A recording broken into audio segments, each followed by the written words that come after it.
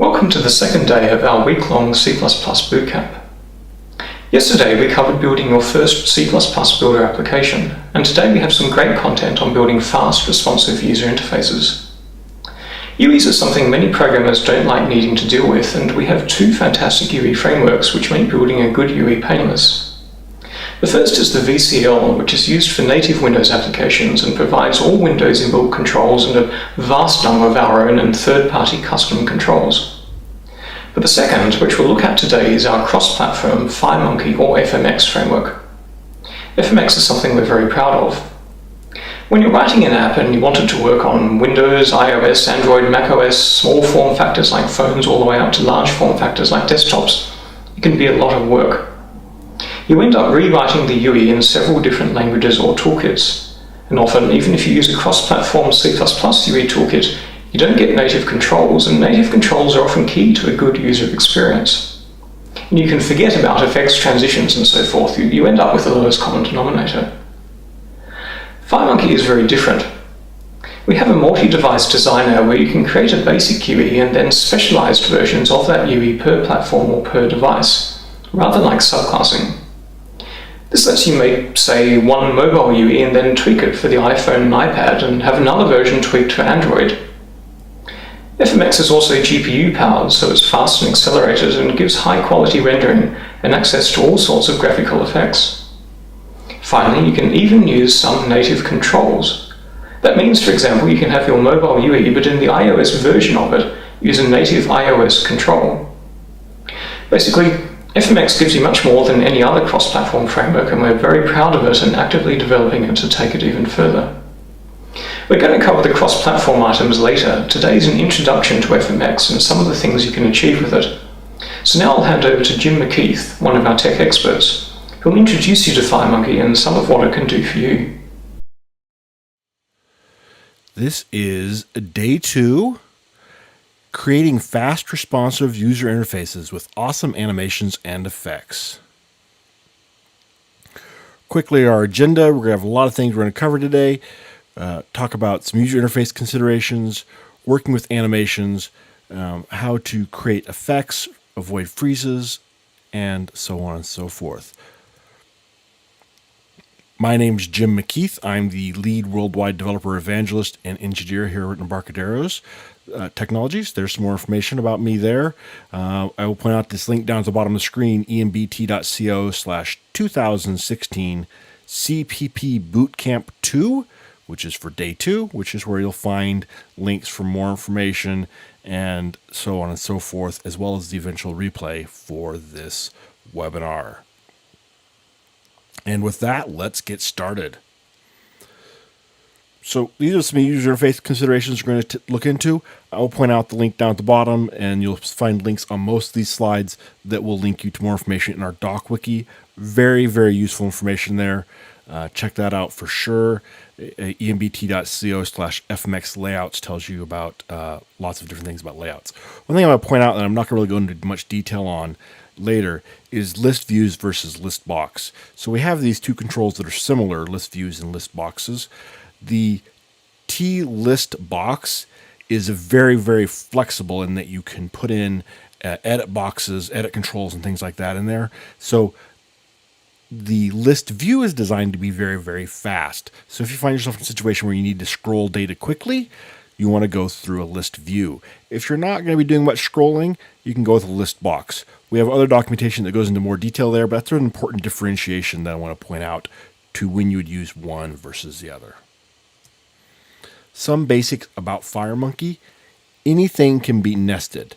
I'll show you an example of that, but you can nest any control and other controls, and so this makes creating things like buttons with bitmaps in them very easy. You just take a button and you put an image inside of it, and now you've got an image button.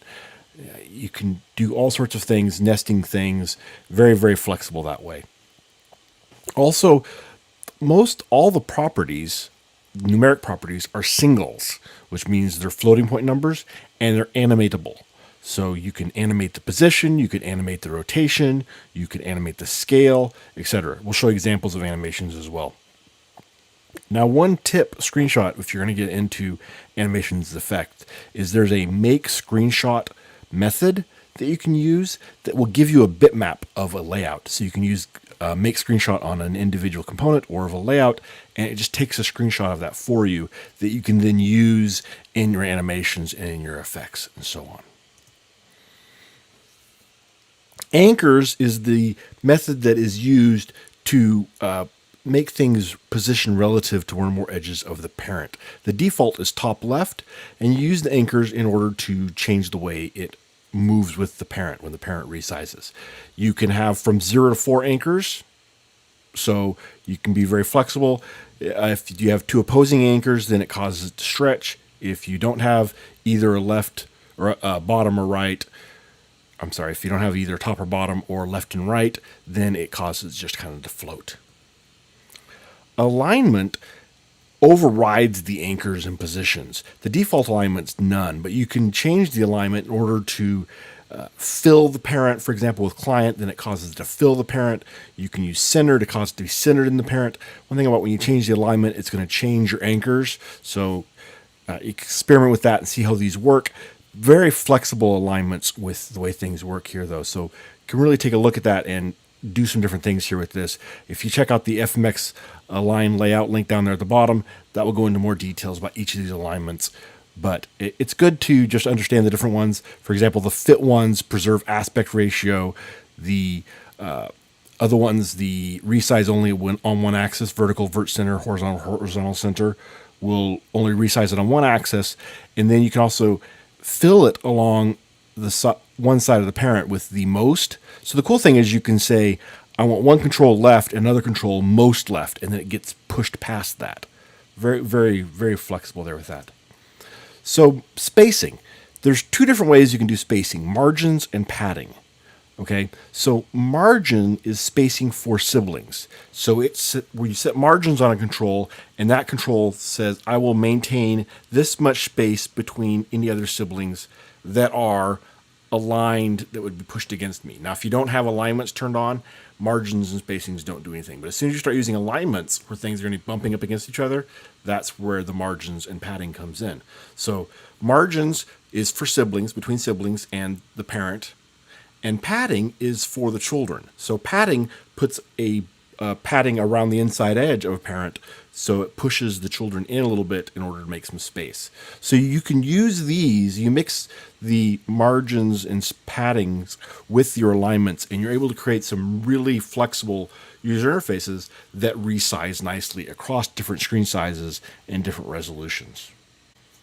So let's do a simple little example here. I'm just going to, this is a FireMonkey application. I'm going to put down a button. And on this button, I'm going to nest a checkbox. Okay.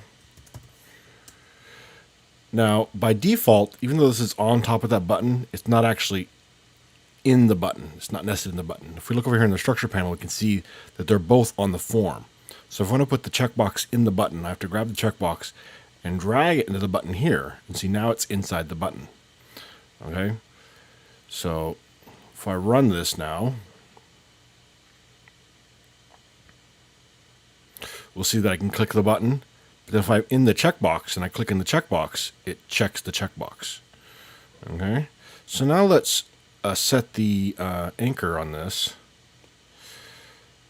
to, we'll just set the anchors to none, just for interesting sake. So when it's set to none, then it just kind of floats and stays equidistant from all the sides, roughly. If I set it to bottom right, then we see it keeps its distance from the bottom right corner. So it always stays the same distance from the bottom right. But now if I set it to all 4, then what happens is when I expand the form, it expands. But now notice my checkbox is in the wrong spot. So I'm going to come here and select the checkbox, and I'm going to change its alignment from top left to bottom right. So it's going to stay down in the lower right-hand corner like we want it to. Okay, but now when it gets too small, see that? It goes outside of its parent, which just kind of looks a little weird. So we're going to come down here and say clip, or see on the button, we're going to say clip children. Clip parent has to do with painting. It's a different thing. But see now, watch this. When this shrinks, the checkbox stays inside of it. All right. So not going to get into padding or spacing, but those are on here as well, which I explained how those work. I'm just going to give you a little example of how the alignments work. I will show you, or I'm sorry, how the anchors work. Now I'll show you how alignments work. So first of all, notice that when I come in here and change the alignment to center, oh, that's client. So client fills the whole screen. Let's go to center. And notice it unchecked all these here. So those anchors change based on your alignment changes. Okay, so now as I resize this, you notice it always stays in the center. It'll stay that way when I run it. If I go here and change the alignment to horizontal center, then now it's going to stay always in the center horizontally, like that, filling the whole vertical. So really, you can come here and play with these.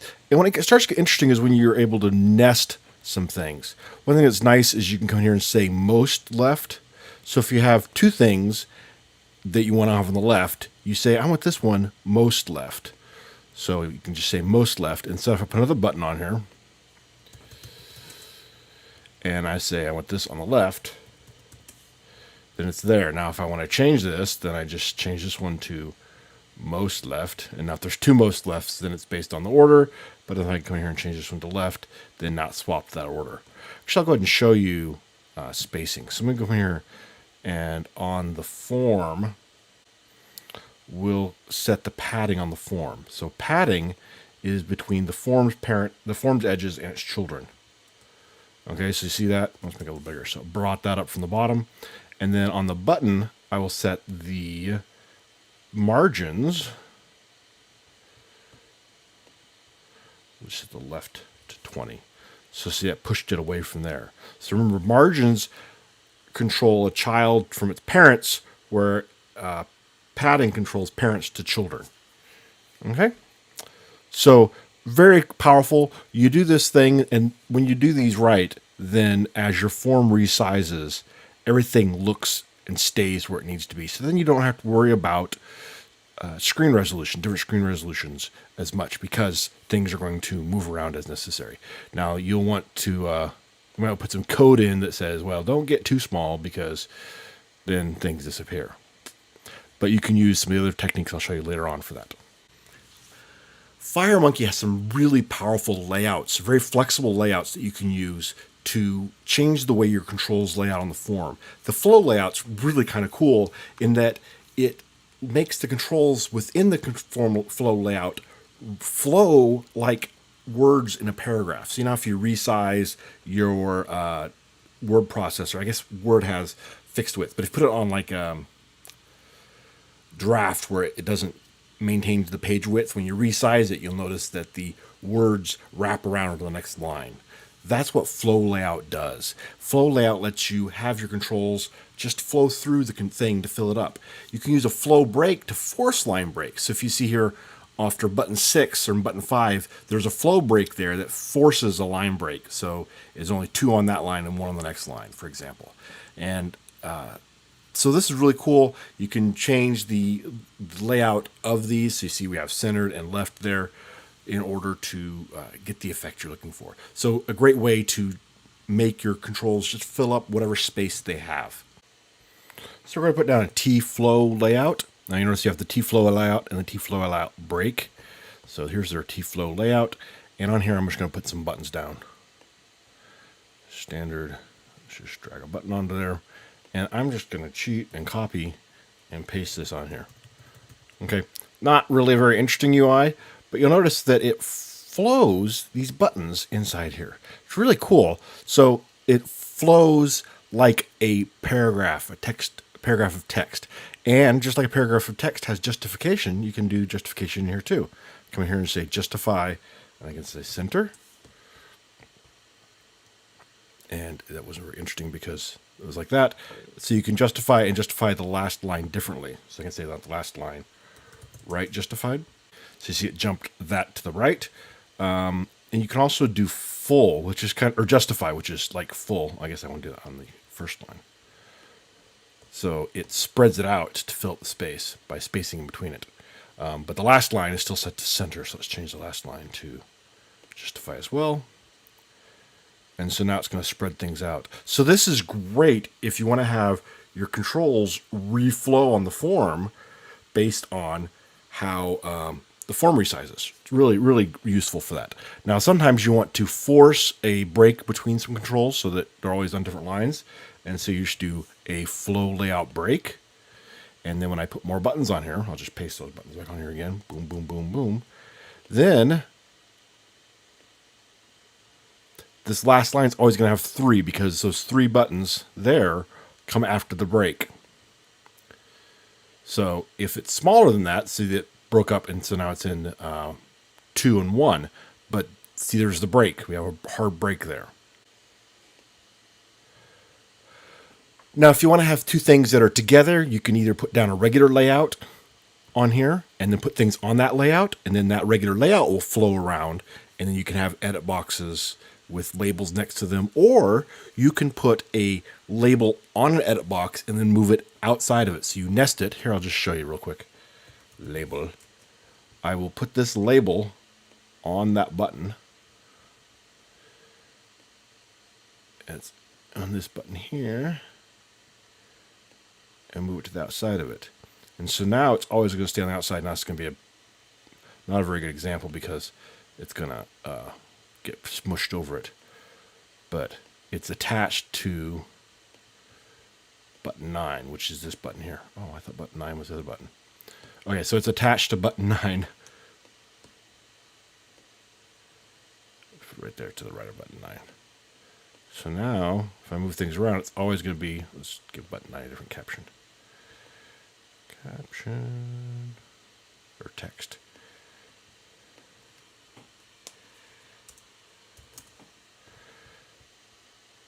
So see, that label's always going to be the right of button 9. See that? See, in this case, button 9's off the edge, it's over there. So that way you can have it always next to it. The only thing is it can get munched over it and stuff like that. So really, if you want to put a label next to that box, you can just drop down a regular layout, a T layout in here. Layout, a regular layout right there, and put that in there. Or you can use any other types of layouts as well for flexibility's sake. Grid layout, you use this to arrange child controls in a grid of equal sizes. You can use the margins, as you see in the second image there, to customize individual controls so that they take up less space within that grid. So the grid has an item width and item height property that you set, and it applies to all of the children. The grid panel layout is different in that it creates a grid of so many rows and columns, and then you can put things either within a single cell or spanning across multiple cells. You can set the width, height, and alignment and anchors of the children to control how they work. So you see it's very, very flexible in that, see, you have some controls are flushed left, some controls are centered, some controls span. Here we see B5 in the second image goes across 4 cells. So very flexible. If you've worked in other things that have more flexible layouts, like for example, some of the HTML layout options available to you, you're probably familiar with the way some of these layouts would work. Scaled layout, this is one of those things that a lot of people are like really excited about this. It's something I've never used, and that I don't like my controls to resize with the form I want them to move around. But if you want to have your controls always fill the form the same, you use the scaled layout. And so there's an example there where it's kind of stretched out without aspect ratio. But if you set the align of the scaled layout to fit, then it will maintain your aspect ratio. So if you resize it, you'll have some spacing on either left or right or top and bottom, but it will always fill as much of the form as it can and then stretch it out. So like I said, some people really like that. Hey, if you do, more power to you. Check out the scaled layout. The scroll box gives you the way for your child area of a form to be bigger than the parent area. So what that means is you put a scroll box on a form, and then you can put more controls in that scroll box than would fit on the form. And then the scroll box allows the user to scroll. Now, some tips is you only want to anchor the children to the top and left. Otherwise, you get some strange behavior because the bottom and right are virtual. They don't exist. They just expand off into oblivion. And so if you anchor something there, then you get this strange behavior where they're trying to reach out and anchor to a destination that doesn't exist. So only anchor your children top and left. At least that's been my experience. Maybe you might find a reason you might want to do otherwise. If you do, go for it. If you not wanting to experiment with it, only up top and left. Then the user can scroll to see the additional children. There's a number of variations on this. There's a vertical scroll box, a horizontal scroll box, there's frame scroll boxes, etc. So if you want to have so the user can squish the form down, but then all the controls still stay in there and the user can scroll on and get to those, you want to use a scroll box. Tab control, very useful component in that it gives you the ability to have this stack of controls, this stack of user interfaces, and then you can move the users through it. So you can have the tabs visible where the user can then select which tab they want. The default position is platform default, which allows it to change positions on iOS or Android when you step up to mobile later on. You can also use tab change action to animate those transitions, which I'll show you much later on. And you can also change the tab position to like dots or none to hide the navigation.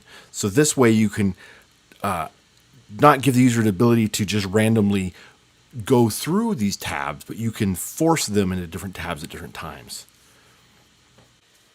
So tab controls, really, really useful and really easy to work with. Let's put this one down here. Tab control. And so I come in here and right click and say add tab item, add tab item, add tab item. And I got to put a little something on here just so you can see the different tab items. Let's go to this one here and I'll put down a radio button. And this one here, I will put down a checkbox. Okay, so let's make our tab control bigger. So what we have here is we have a tab control with tab items on it, and then those tab items have controls on them. So that's how it's all nested there. So we'll go ahead and run this, just so you can see what it looks like.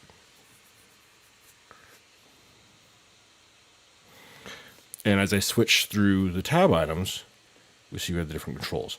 Now, what you can do is you can leave the tabs visible. The default position of the tabs is tab position, platform default. And so what that means for right now, for Windows says the tab should be at the top. But if you want to leave it that way, and then later you move this to other platforms, it will move those tabs around. So on iOS, the tab should be at the bottom, and so it'll actually move the tabs to the bottom automatically. But if you're like, you know what, I always like my tabs at the bottom, you just say boom, and now your tab's at the bottom. You can force it there on all platforms. But a couple other ones here that are useful is dots. And so what dots does is it gives you the little dots to show you, it's always at the bottom, to show you what tab you're on. And then you can go through it this way by tapping on it here.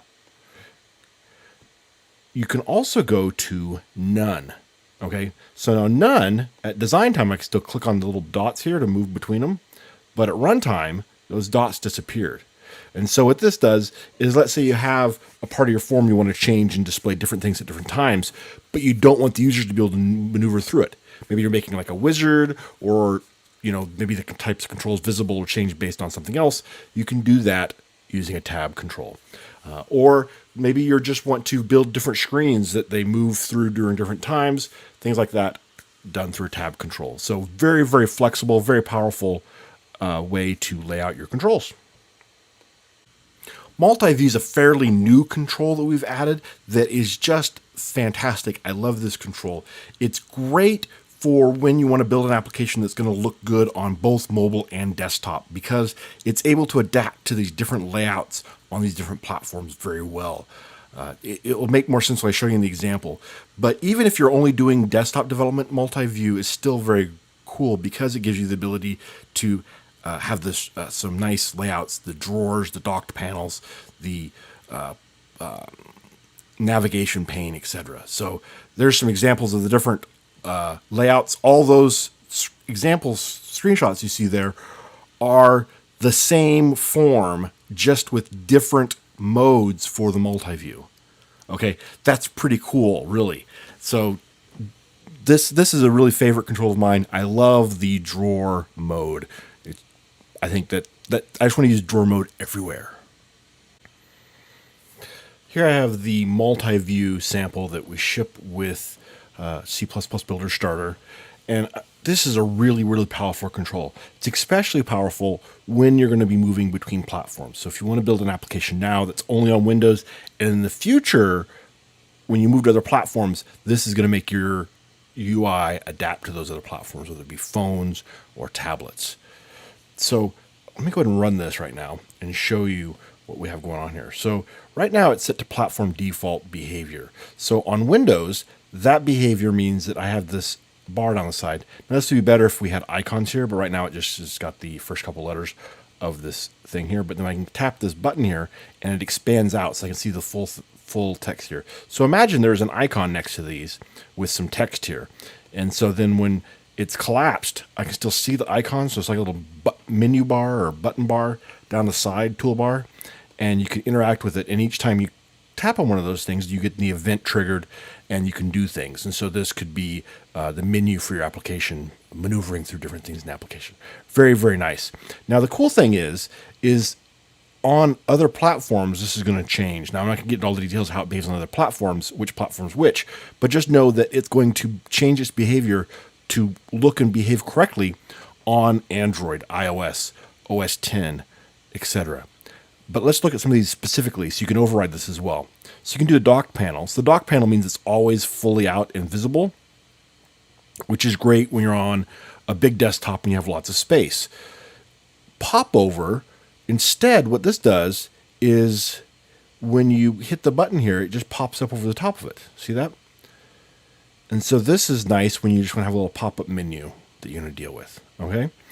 Drawer is my favorite.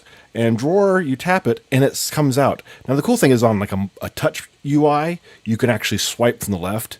Oh, I can do it here too. Look at that. Swipe from the left and bring it over. So if you're on like a Surface tablet or a Windows laptop that has touch UI, you can just swipe from the left and bring it out here.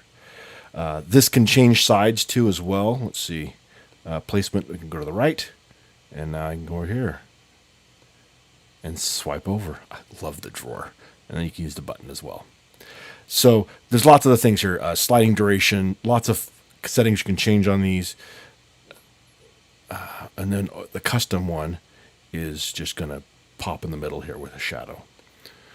Okay, so in the custom one, you can actually program that, make it do whatever you want to. So like I said, this sample, this demo we ship with C++, you can take a look at it. I will point out a couple pieces for you here. So what you have is you have the multi-view, okay, and it holds some controls and then comes out, appears however is necessary. But then you point the multi-view to a master button. Okay, so the master button is right here.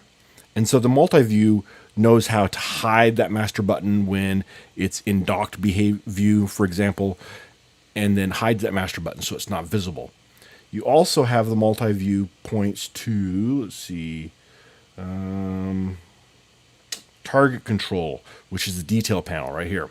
So the detail panel is what the multi-view is either going to push out in drawer behavior or pop over. Okay, so it needs to know where that detail panel is so it knows how to resize it or go over it based on the behavior you chose. Very, very powerful control.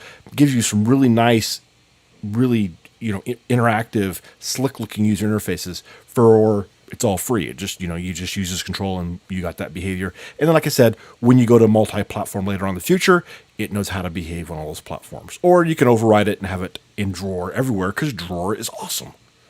I'm not going to give you an example of frames, but they're really, really powerful way to make reusable pieces of your user interface. So you create a new frame in your application, and you put down components, and you put the code for those components in there.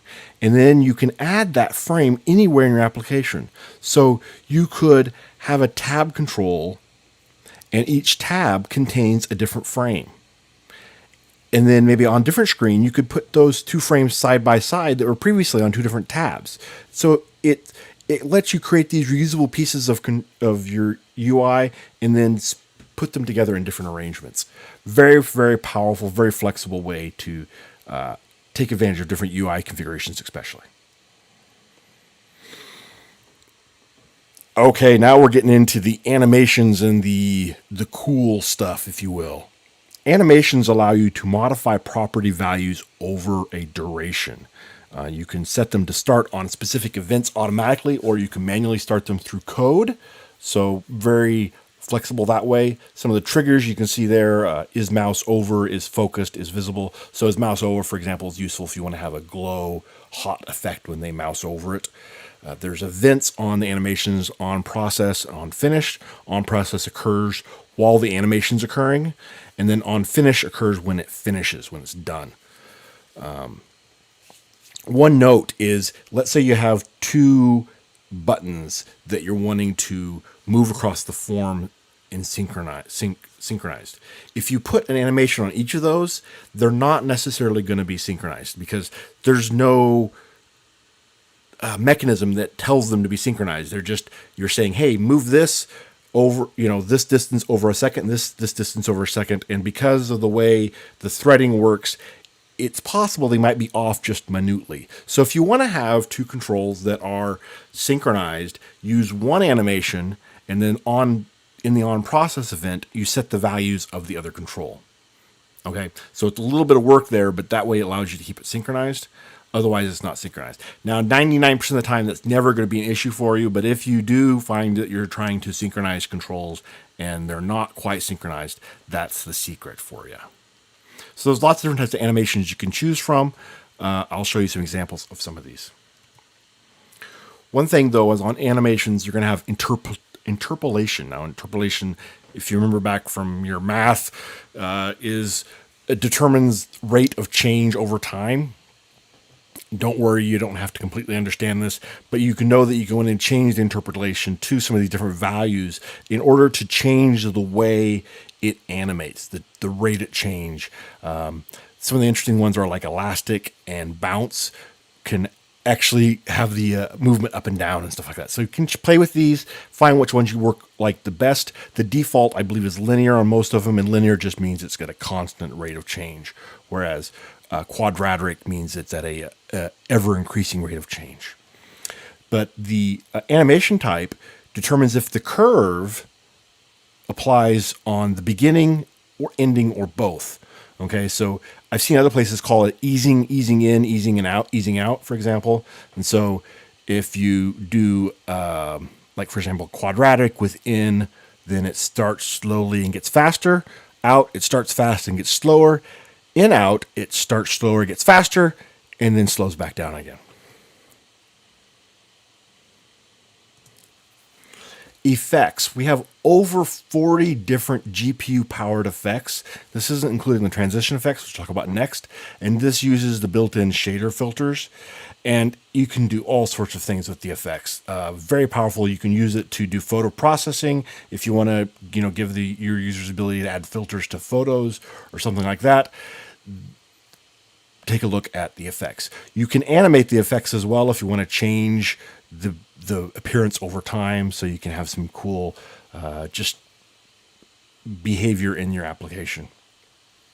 One thing, though, is, for example, the shadows on, you can use shadows on a control to show that control is sticking out, especially if you're going like a flat, like the material design that Google's now promoting. If you put that shadow on there, then it makes this, this is just a square, but you put a shadow on, that square has some affordance now. I see that square should be interacted with. And it lets the user know that they want to reach out and touch it with their mouse because it has that shadow on it. Transition effects we have 20 transition effects, over 20 transition effects. And these are used to change one image into another image. So it may be like morphing type thing. It's for changing the way things work.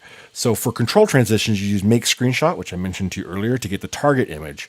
And you say, hey, I'm going to transition from what this control currently is into this target image.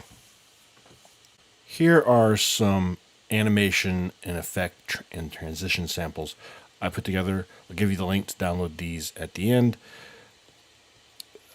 Let me run this first one here. I'll run each one and then I'll explain what it is they do.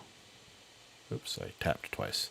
So this one here shows a transition. That's a horizontal animation. and I unclick it and it goes back. And this one I mouse over it and it scales up. Now notice that the font still looks smooth in here. Okay, that's because this is vector drawn here. And then this one here, we'll click it and it goes down, and I click it again and it goes up. So those are float animations on that. And then this is a color animation. So what happens here is when I change the color in here, then when I mouse over this guy here, it's going to do a color animation to the new color I picked. So let's go to this kind of blue here. And you see there, it transitions the color when I mouse over it to that new color. It does a nice smooth fade. I could do put some opacity on it there, some alpha blend. Also, this one has a click effect that makes it rotate just for fun. And down here in the corner, this button here brings up another form. Now this form uses a path animation. And so when I click this guy here, this square follows this path around here. So you could actually have some fun with this where you could draw something on the screen. In this case, I'm following existing path, but there's nothing that says you couldn't show, have it leave a trail and have it not be what draws this, right? So that could be really useful to draw things, or you could just use it as a way to move things around the screen by providing a path. So in this case, I have an existing image on the screen, and then this box just follows the path that image has. Doesn't necessarily have to leave the path visible, though. Okay, so let's look at the code here. And surprise, surprise, there's actually like no code at all, hardly. There's these few lines of code. Most of this is done through the float effects. So on this checkbox here, it has a float animation attached to it. Okay, so the float animation, so if you look at this here, the position right here, you just click on that right here and you say create new float animation, and it attaches a float animation to that property. Okay, so we have a float animation attached to that property here. And so the float animation says it's attached to position X, and you can actually come in here and change this. If you wanted to, you could drag up animation from the tool palette and then change what property it targets. There's a number of properties available to you here, or you can, if you know the property and it's not exposed, you can get it that way. And then here's where I set the animation type in out, so that controls how it behaves. And the interpolation is quintic. You're probably just going to experiment with this to figure out what works. Here's the duration. So duration is, it's going to go from 0 to 500 over 2 seconds.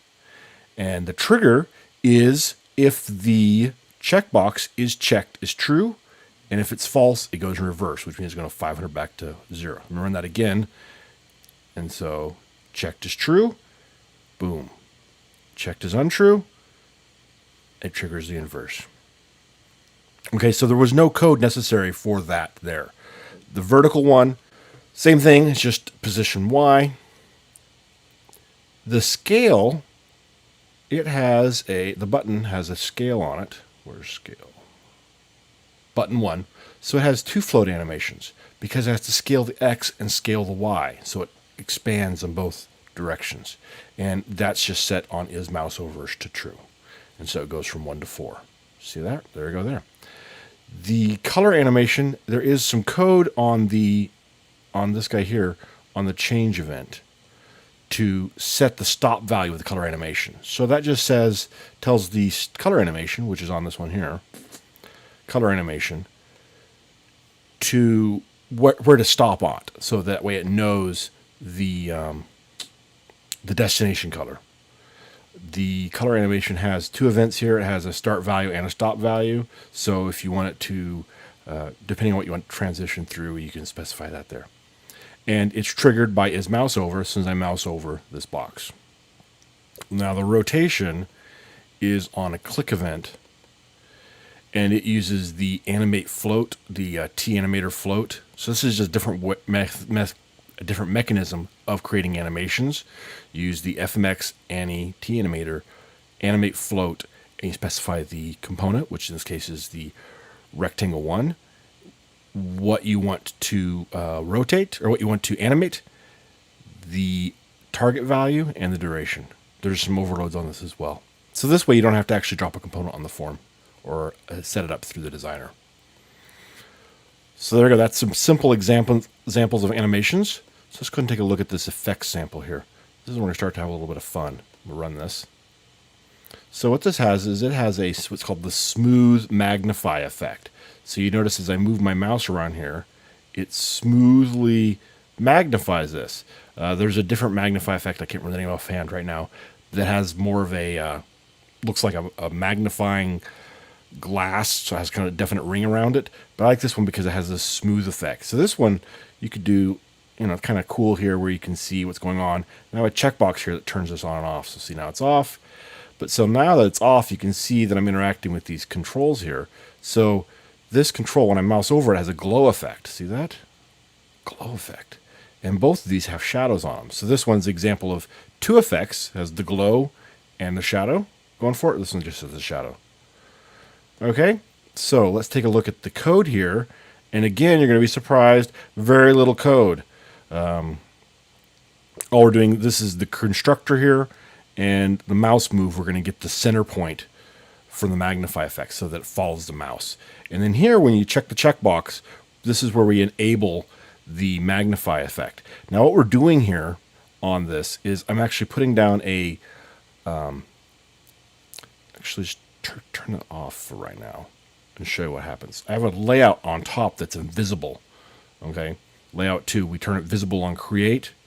So layout 2 is right here. It fills the whole thing, but it's currently set to invisible. And what that does is it keeps it so that I can, oh, it's set to visible. Let's take out the code there. Okay, so now layout 2 is completely remains invisible. And so see this? It doesn't get the mouse movement because the mouse move is right here on layout 2 mouse move. All right, and so that's how it's able to track my mouse. Now you could do it a different way. If you want to track your mouse a different way, you could do that, but I'm just using a ghost layout on top. Okay, so that's what you use to track the mouse here.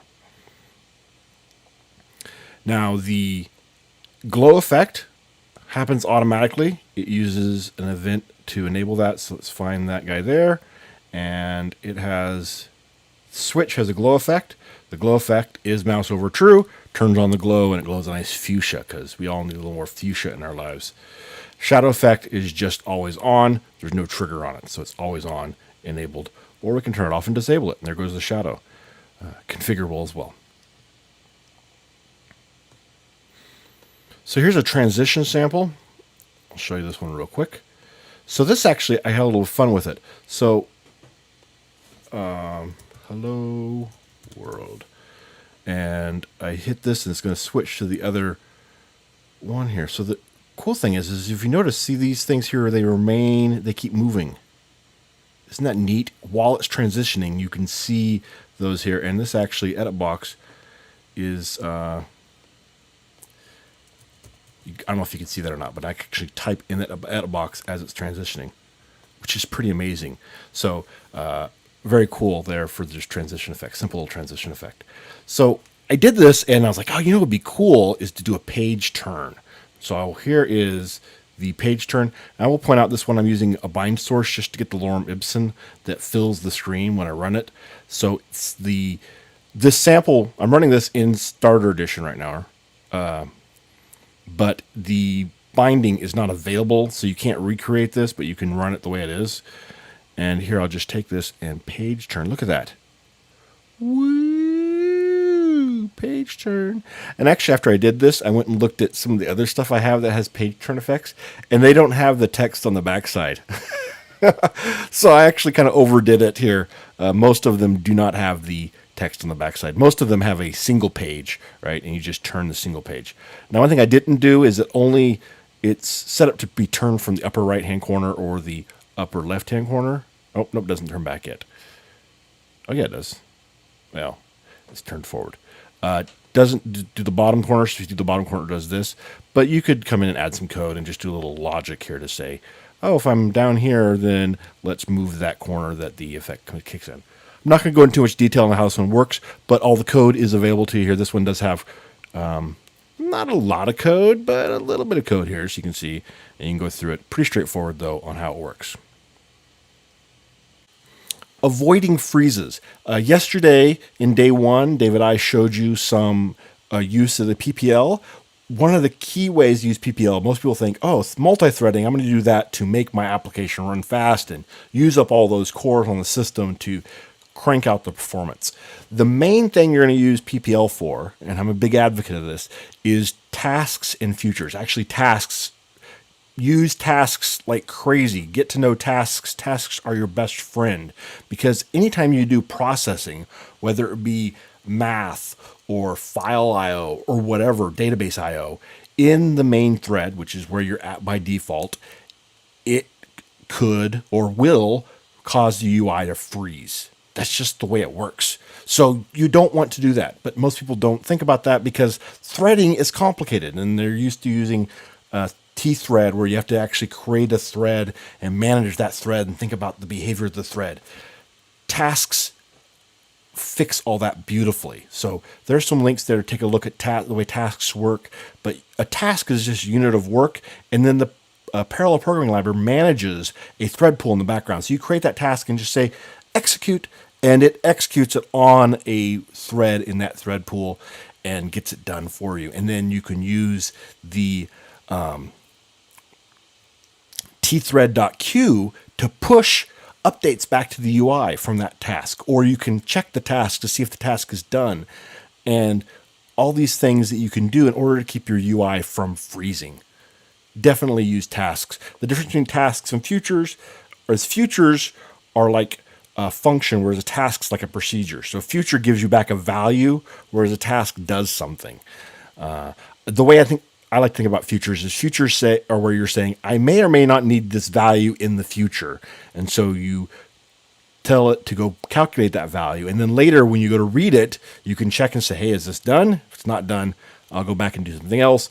Or I want to block, which means your UI may freeze at that point until that future finishes. So check those out. PPL is your friend. Very powerful feature to keep your UI from freezing. And now we got to talk about style. By default, your application has the platform default style. It's going to look like it should on the platform it's running on. When you step up to mobile, this becomes a bigger deal because you can write the same application, have it run on iOS, Android, OS X, and Windows, and it will look native because it's a native application across all these platforms. It has that style, it has that behavior. It looks correct. But you can customize the style using a T-style book. And this gives you the ability to have a consistent style across all platforms or do some creative things with styles. So there's a link there, FMX Styles. Check that out. Learn how to use styles, the T-style book, to customize your user interface across platforms. Here's the controls desktop sample we ship. Shows you just a lot of different controls you can use, how they behave. That's really cool looking, etc. Here's transformations. You can see that you can alter the opacity of things to see that edit box is almost translucent. We can rotate them. Lots of cool stuff like that. So come here and check this out. And you can see a lot of the controls. Here's some of the newer controls. I'll point out the tree view here. You can do the cool collapsing stuff, and the list box can contain edit boxes and shapes and text with images and so on and so forth. But the main thing I wanted to come here and show you this is that we're going to change the style. So by default, it's going to have a style that's going to look native on every platform. It's going to have the native style. But the styling system is much more robust than that. You can do a lot of cool things with it. Now, in order to change the style in a FireMonkey application, you come here and find a style book, and you put it down on your form. And then you select the form. So I'm just going to click here and hit escape until it goes up to the form. Or I could just click over on the structure panel. And we come over here and find the property called style book. And I'm going to set it to style book 1. Okay, nothing's happened yet. But now I'm going to come in and load a style into the style book. So I just double click on here. And we click open. And we're going to go to Styles, which is in Users, Public, Documents, Embarcadero Studio 18 Styles. You may or may, I can't remember if I loaded the premium style pack on here or not. If I did not, or if I did, then I might have more styles here than you do. But let's see, where's my favorite one? Transparent. This is my favorite style. I use it in all my demos. So we just come here and select that, and we close it, and it says, yep, let's apply that. And look at this.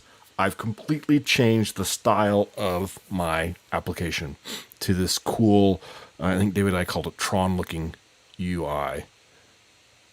I love this style. It's just so cool. So it applies it to everything. Most of our third-party vendors work with the styling system as well, so you can drop a style down, and all of a sudden their controls, the third-party controls that you may have gotten, will also be styled. So there it is. So cool. I love the style system. Neat. Oh, and this is fun right here. Whoop, whoop, comes back. Whoop, whoop, comes back. Okay, anyway, there you go. That's just a quick intro to styles. You can actually do a lot to come in here and customize your styles. I can come here and say, oh, let's see, here's what the tool button's going to look like, the add tool button, and you can customize it in here. There's other utilities for customizing. You can change the tints, all sorts of things. So it's very, very flexible, very robust. We have some other videos that go into way more detail on it than I can right now. I hope you've enjoyed day 2 of the C++ Bootcamp. We've talked about user interfaces, effects, animations, and styles today.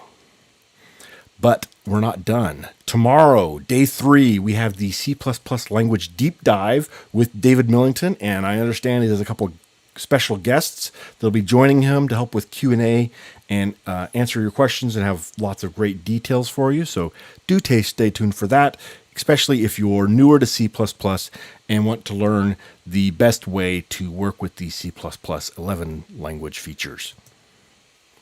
Day 4, game development. Who doesn't like to do game development? Well, some people maybe don't like to do game development, but that's okay. Come to this session.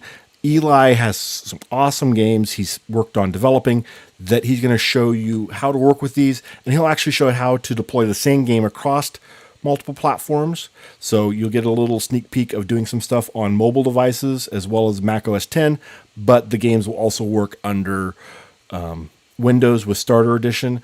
Very cool stuff. He's going to show you. These games are cool games, but then he has some cool features. Like, for example, he's going to show you using the keyboard on Windows to control the game that's running on the iPad.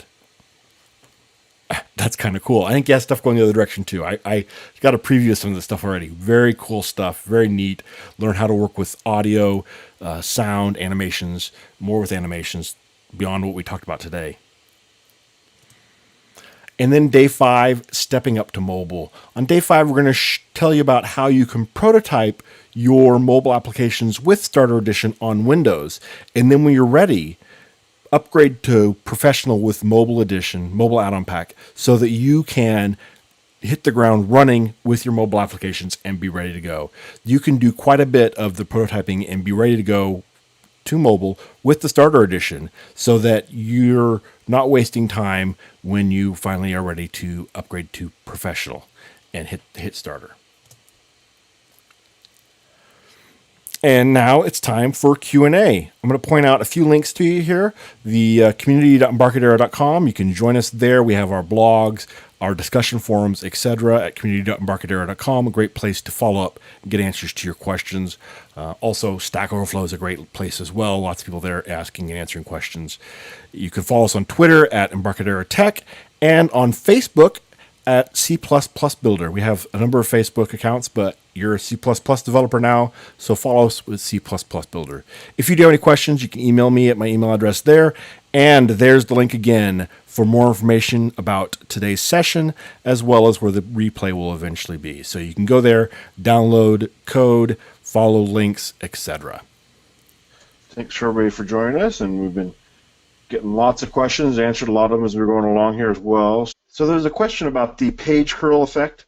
I just implemented the page curl from the upper right-hand corner, turning it from that direction, but you could easily add that page curl transition going from the lower left corner going back and stuff like that. So it's very flexible.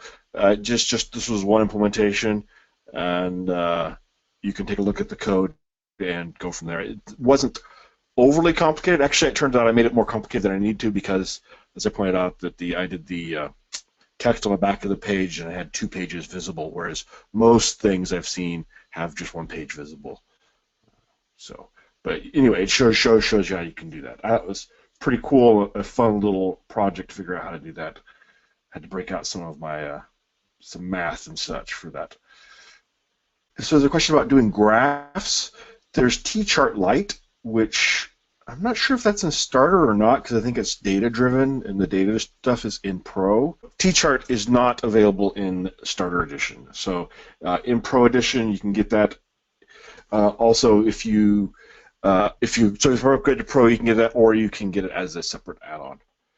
So how to make applications show in full screen mode?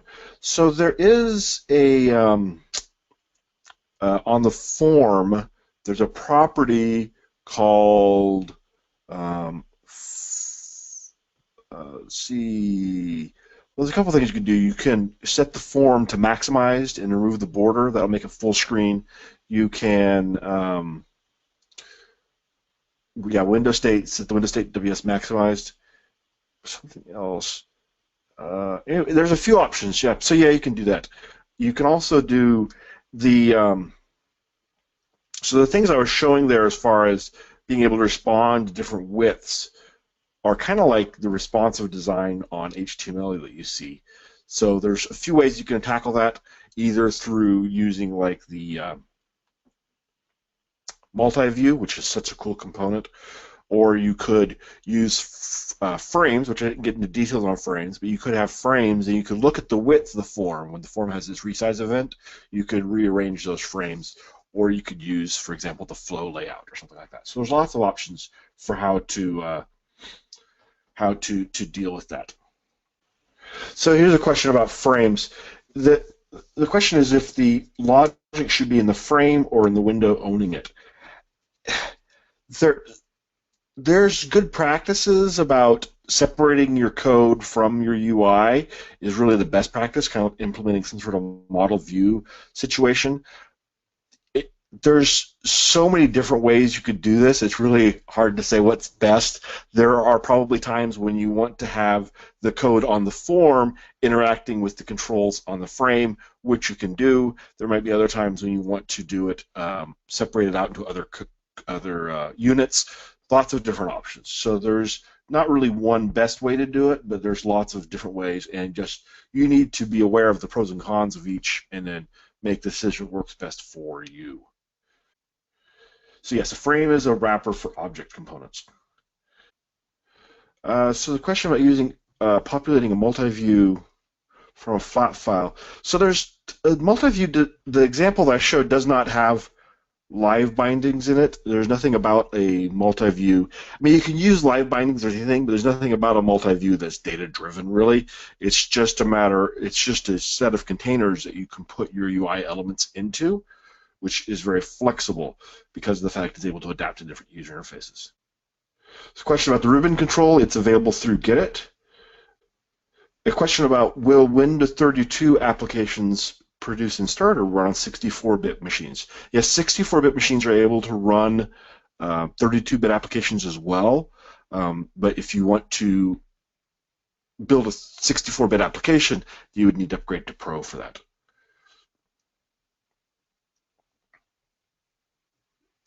So there's some questions about on a tab control. It's kind of interesting, actually.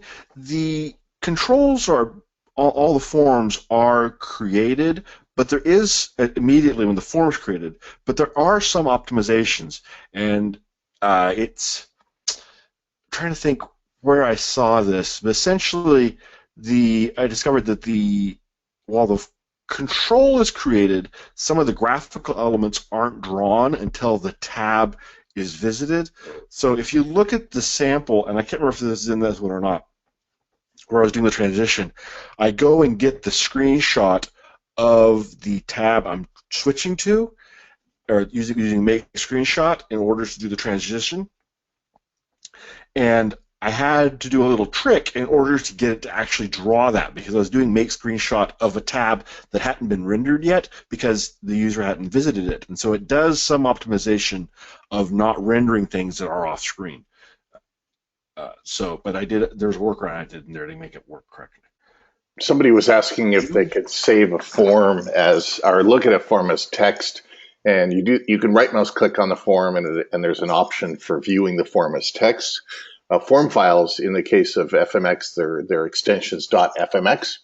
They're just the stream of the objects and the non-default properties that you changed in the object inspector, so you can process them as text, view them as text. They're brought back into the IDE designer and instantiated again at design home when the project gets loaded and you go to the design view. So you can look at them as the design way that you see in the IDE, but you can also look at them in text mode where you'll see the object declarations and the changed property values. The default properties are not saved out to the form file, FMX file. Yeah, yep.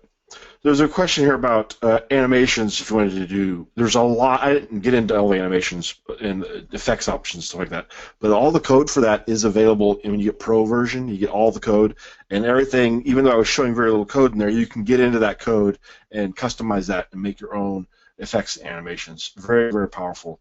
What you can do with that. But it does. You do need Pro to get access to all the source code. Can you apply transition effects between two forms tab items? Yes, you can. And so what you do is the transition actually is applied to two bitmaps. And so what you do is use the make screenshot in order to grab the two screens you're transitioning between and do that. And so if you look at the sample that I posted that's up on GitHub that uses that, it actually pulls down process, if I remember correctly. It uses make screenshot in order to get the updated screenshot because of the fact that I have animation taking place during the transition, just because I like to push the edges of things, as it were. So take a look at that. It's pretty cool, and it's pretty easy to do. Someone was asking if you can do something with FMX and do web things, and there's a third-party tool by SiebelSoft. I'll put the link in the Q&A log that it's called WebFMX, and it allows you to take your FMX applications and use them in a web and browser type operation. Yeah, and there's another one, Uniform or Uni something or other. Oh, what's it called? It's UniGUI, I think. Oh, UniGUI, that's it. Okay. Yeah. And there probably is a couple other ones out there. I know there's another one that did VCL for the web. Well, there's IntraWeb. There's IntraWeb by A to Z for VCL. We have those components in the Pro and Enterprise edition. Another one that would take a regular VCL application and turn it into a web application, kind of like IntraWeb does, except it was not exactly. But that's one thing I love about this community is there are so many third-party libraries out there that you can use to do things with. So this question about doing master detail data layout didn't show that today. There's as far as doing data access, that's a Pro feature, but there's a few great examples in the doc wiki that walk you through how to do master details. So all samples are available on SourceForge, although some of them are also on GitHub. You don't need a GitHub account to download them or SourceForge account to download them. And one thing that will actually update those samples as time goes by as well. So you don't need you actually can right-click on that samples folder and update it if you install Subversion. Yeah, there was a question here about is there something where you can create raw OpenGL animation alongside FMX?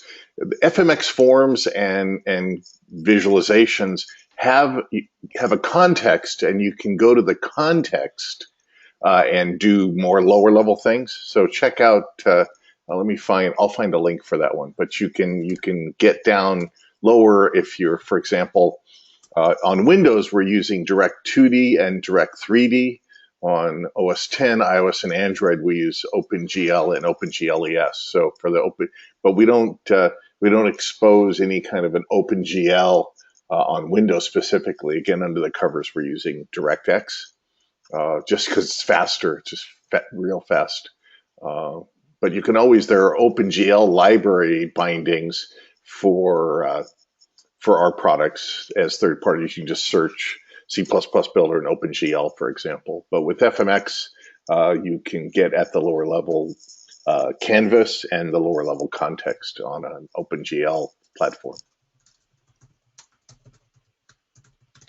Yeah, Craig Chapman, one of our SCs, has done a lot of work with OpenGL with FireMonkey. So if you check out his blog, Chapman's World, it also is syndicated on community.marketer.com, which you see the link up there on the page. He has some examples of that, and I've talked to him. He's got some other cool things he's working on as well around that. So let's see, there's a question here. Is there a special consideration in regards to accessibility, for example, compatibility with screen readers?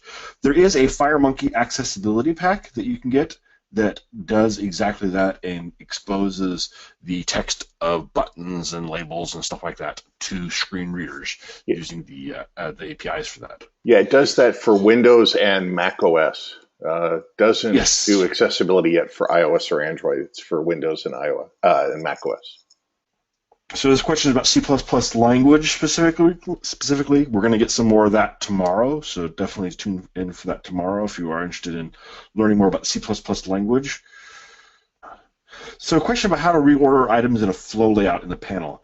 So there's two ways, if I remember correctly, that you can do that. One, basically you have to move the controls forward and backward. Okay, so you can if you, let's say you have some a button, a thing you want to move to the end of the flow layout, if you right click on it and say move to front, move to front, that will move it to the bottom of the flow layout. And if you right click and say move to top or move to back, that'll move it to the top of the flow layout. You can also right click on the form and switch to edit as text and shift it around that way. I think there was a feature request to do that as more easily.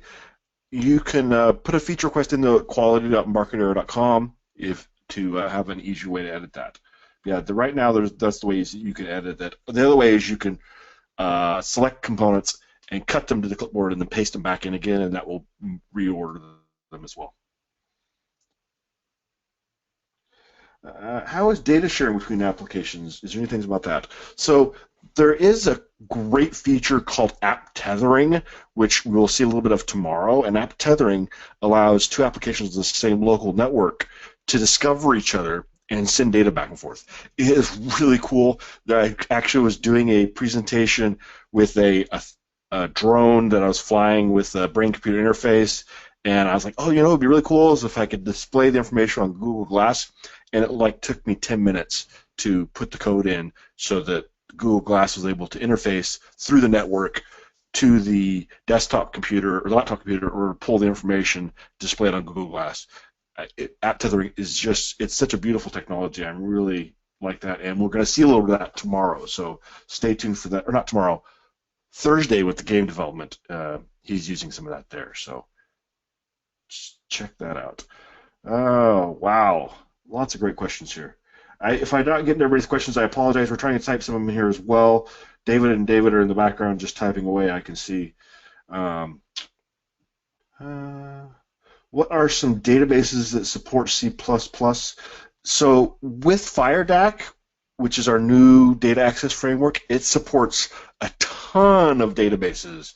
Postgres, Oracle, MySQL, SQLite, Interbase, MongoDB, which I did some sessions on that. Really cool. It has some great support for MongoDB.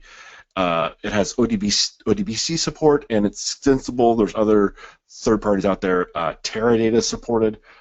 It supports a ton of databases, so you can work with pretty much any database out there you might want to hit with FireDAC, and that's available in the Pro version. The Pro version gives you access to local databases, and then the Enterprise Edition gives you access to remote databases. So if you're wanting to work with local databases, like, for example, SQLite, that's what the Pro version is going to give you. But then if you're wanting to work with remote databases via ODBC or Oracle or SQL Server, etc., that is what comes in the Enterprise Edition.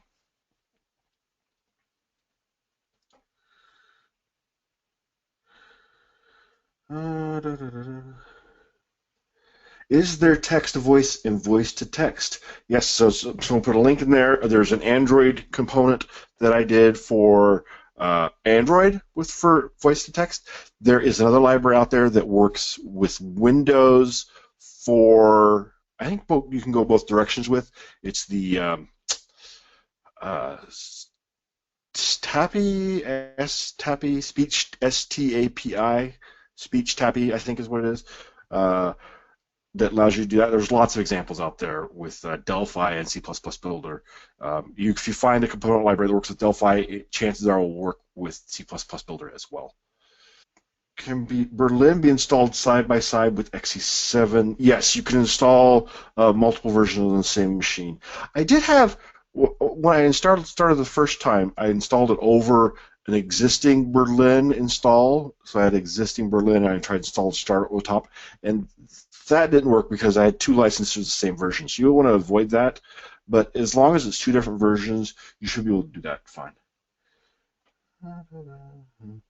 What version is app tethering introduced in? It was introduced in XE6, I believe. Sounds about right. It may have been XE5, but I think it was XE5 is when we introduced Android. Yeah, XE6 was when we introduced app tethering. There's been a number of fixes along the way, new features being added. So, for example, since XE6, we added the ability to app tether over Bluetooth as well as local Wi-Fi, which is really cool. So, yeah, but it's available in Berlin, so definitely check that out. It's really cool. It uses, on the Wi-Fi, it uses UDP sockets to do a broadcast on the network. You can specify the range that it does the broadcast over so they can discover each other. It just works really, really well. Lots of fun. Let's see, the question here about adding a Delphi form to a C++ Builder application. So you can actually mix Object Pascal, Delphi, and C++ together into a C++ application with RAD Studio. So if that's something you want to do, check out RAD Studio. It allows you to mix those together like that. And yes, you need enterprise to access remote databases on a remote server. So the question here about internationalization. There are some internationalization translation frameworks available that you can use to internationalize your application. I believe we have one built into Enterprise. Take a look at the feature matrix to find out for sure. So here's a question about you connecting to a database on a website. So if you wanted to connect to a remote database over the web, we have these fantastic REST components, which there's so many amazing features. We're not going to be able to get to all of them this week, but the REST components, we could do a whole day just on those. They're really, really powerful components that you can use to connect to remote REST-based web services. We have examples showing how to connect to Twitter, how to connect to Google Drive, read Google Sheets, connect to all sorts of web services to pull data down, post data updates, etc. So that's very powerful, very cool way to connect to services with REST-based services.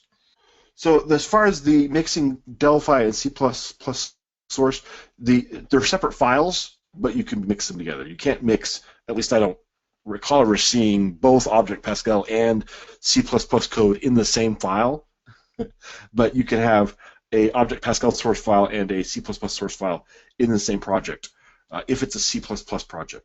Yeah, if it's in RAD Studio. Yeah, if it's a C++ project. In fact, we do that ourselves. Some of the RTL is written in Object Pascal, and those files are linked in, compiled in, and so on. Yeah. So there's a question here: can Starter Edition use third-party components? Can you install third-party components in a Starter Edition? There's no limitation that way. There used to be when we had a free edition years ago, the Turbo C++. That was limited. You couldn't install components, but in Starter Edition, you can.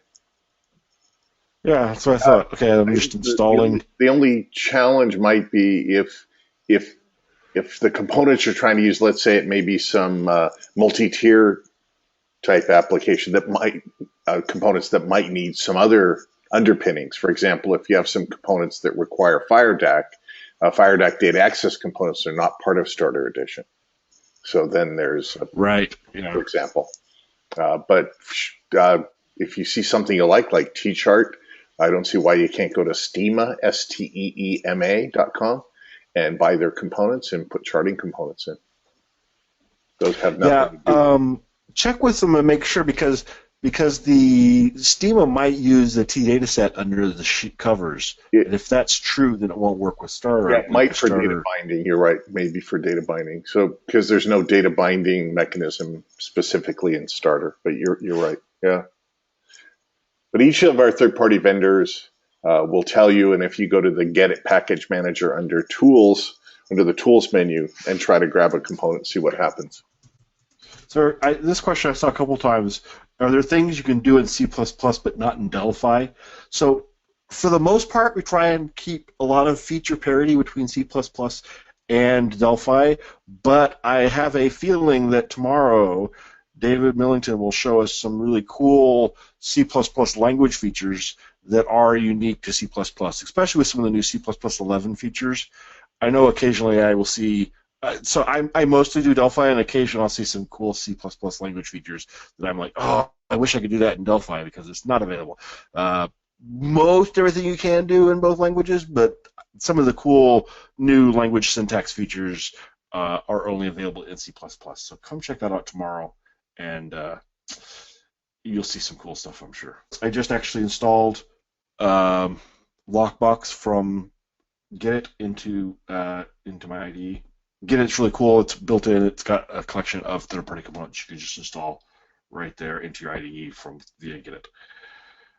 I think, is app tethering in Starter Edition? Let me find out. Yes, app tethering is in Starter Edition. Let me see if the REST components are. Oh, the REST components aren't in Starter Edition. Upgrade to Pro. The REST components by themselves make a good enough argument to upgrade to Pro. They're so awesome, so powerful what you can do with those. So there's questions about just making T buttons look differently, changing colors on them, stuff like that. There are options for that through customizing styles. Well, you can get to the canvas. You can also use styles to do things to make. Yeah, the styles. Use the styles to customize the buttons. Yeah. And so there's the one thing that's cool about styles is you can actually have. It's kind of like cascading style sheets, really, is you can define a style that says, oh, it's a button, but it's called, the style is called a back tool button. And so you can define a back tool button in your style and then apply that to a button and then totally change the way the button looks because of the style. So you can have different variations of the way buttons look based on styles by adding a style to that. So very, very cool. I thought there was a tint, but it was only available on some things. So one thing, Jim, is people keep asking about is something in Starter versus Professional Enterprise. On the C++ Builder product page or Red Studio or Delphi product page, there's a link on the right-hand column to the product's feature matrix. And the feature matrix is a PDF, and it has a column that you can look down for Starter versus Pro versus Enterprise. So that's probably, as people keep asking the questions, does Starter support a certain thing? The feature matrix is sort of the definitive answer in that way in some ways, but then of course you can always send us emails as well. And I put the link to the chat in the chat window and also in the Q&A log to the feature matrix PDF. There's like major sections about the compilers, the IDE, the frameworks, database access, and so on. And you'll see the letters C or D, C for C++ or D for Delphi, in each of the columns. And sometimes there's little notes, little numbered notes that take you to the bottom. So that's a good way to also kind of look down and see what's in Starter. Anyway, go ahead, Jim. Sorry. But that's really good because we get a lot of questions, and I can't. They all run together in my head. There's lots of questions about REST. There's a number of skill sprints and code rage sessions on the REST components. So check those out. The skill sprints, you can find them on our website. We have a whole playlist. I think there's like 100 skill sprints, and each one's like a short 15 minutes of content and then half an hour of Q&A. So you can get in there and get that. And then we have our how-to videos, which are really short, like 5 minutes videos you can check out, covering a variety of topics as well. So be sure to hit that. Question about, is there a new code rage planned? There is. Stay tuned. Details to come. Yes, keep the middle of November in your calendar open. I think, Jim, we're trying to target November, what was it, Tuesday, Wednesday, Thursday, 15, 16, 17. So put in your calendar, save the dates, November 15th, 16th, and 17th for Code Rage 11. That's the current planning, but more to come on the community site. Yeah, stay tuned to community. We'll definitely have stuff there. Oh, here's a good question. What's the advantage of using C++ over Python or Java? Native code, optimized code, machine code compilation versus interpreted or bytecode, right? Yeah, so now one thing about benchmarks is you can make a benchmark that shows that works best for any language, because it's like, oh, this language has this one feature that's great. But generally speaking, the native code is going to be faster than interpreted code or bytecode, generally speaking. Also because both Python and Java use garbage collection, whereas the C++ doesn't. It uses either manual memory management or reference counting, which is deterministic, whereas garbage collection is not deterministic. It means that you don't know when the garbage collection is going to run. That makes a big impact on performance as well. So generally speaking, you're going to have more power on C++ Builder. Also, C++ Builder gives you more access to platform APIs. So with Java and Python, those APIs have to be exposed to you. C++, you can expose those APIs, and you can get in and access those things. So C++ is generally considered to be more of a low-level language. It has a better, because it's generally considered to be more low-level language. But one thing I love about C++ Builder specifically is it has all that low-level stuff you need to get those advantages, those performance benefits, and access those features. But it also has all these great productivity things on top of that, thanks to the RTL and the components and stuff like that. So all the stuff people love about Python and Java being productive, you can do that in C++ too. So C++ gives you the best of both worlds. It gives you the productivity of higher level languages like Python and Java, and the performance and features and depth that of a lower level language because it is C++. So it really is a great choice to use C++. And like the reality is, though, as programmers, we probably have a number of languages in our tool belt, a number of tools in our tool belt that we use. So you probably find a situation where you want to use Java or Python, but generally speaking, C++ is really going to be the tool that's going to just knock the socks off everybody else. Can you host forms inside other forms? Yes, you can. You can embed forms in forms. Although frames in forms, I think, is a better way to go. But I know some people that are adamant that forms on forms is the better solution. I don't understand why, but they like that better. Actually, in FireMonkey, you can parent anything to anything. Basically, you could put a form in a T-list box item. You can put a form in a button. In the VCL, we have 4 containers, right? The form, the frame, the panel, and the data module, I guess, is the other container for components, in a sense. But in FMX, you can parent anything to anything. So if you create a form and you set its parent to be another form or a tab control item, again, you have full control in FireMonkey to parent anything to anything. Yeah. That's true. So the question about if padding, spacing, and margins and such apply to FireMonkey, or VCL as well as FireMonkey. VCL doesn't have as much of those types of classes. It's different. You'd have to look at the VCL controls, but this was specifically with FireMonkey for doing that. While justifying inside flow layout does depend on the tab order. It depends on the order the controls are added to the form. So you can use the move forward and move backward, bring forward, send back to move them up and down through the order, or you can cut and paste them, cut them off, paste them back on, or you can edit the form file and move them around that way. So it's not tab order, it's the order that they are on the form. And anything you can do at design time, you can also do in your code. So if you want to populate a flow layout or a grid layout or whatever, you can add items, add objects as well, and then you can build it the way you want if you're, for example, reading it from a list or a local file or somewhere else. So the question here about making a memo fill the entire size of the form, that would be called alignment to client, and that causes it to fill the entire form.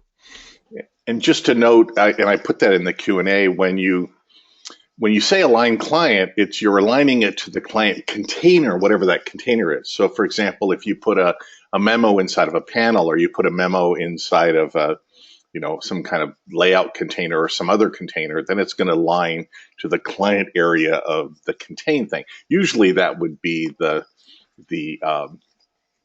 form, for example, and it's not the whole client area. It's what is the remainder of whatever the client area is at time, right? So for example, if you put a toolbar and align it to the top, or a panel, and then you have some client area available left inside the form, if you drop the memo in there and say align client, it's going to align it to that space that's available in the rest of the client area, right? If there's nothing on the form, you say align client, then the memo will fill the whole form. Yeah, usually I find myself frequently making a form that's got a list view or a memo that's aligned client, and then I have a layout that's aligned top, and then I'll put like buttons and stuff like that along there that I can use. But the multi-view would be another great way to do that, so I have other things going on besides this list view or memo that's filling up the majority of the screen. Yeah, I think speed buttons, right, where you align a bunch of speed buttons either on a toolbar, or maybe you put a grid layout so they're all the same size. That would turn out to be a really great top of the screen or bottom, your choice, button bar, right, for example. Mm-hmm.